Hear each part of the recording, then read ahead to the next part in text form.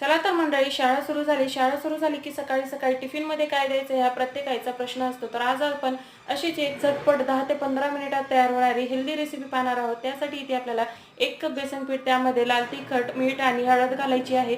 थोडंसं हिंग घालून थोडं थोडं पाणी घालून छान असं बॅटर तयार करून घ्यायचं आहे.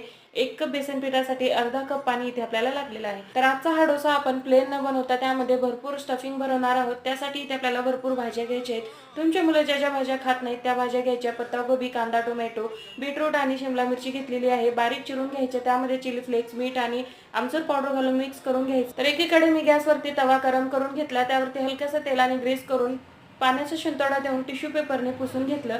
त्यानंतर हलक्या हाताने हे बॅटर पसरवून डोसा तयार करून घेतला. वरची बाजू सुकली की त्यावरती टोमॅटो सॉस लावायचं आणि बनवलेल्या भाज्यांचं हे स्टफिंग यावरती पसरवून घ्यायचं आणि छान असा क्रिस्पी डोसा तयार आहे. तुम्ही सुद्धा हा डोसा मुलांच्या टिफिनसाठी एकदा नक्की ट्राय करा. रेसिपी आवडली तर लाईक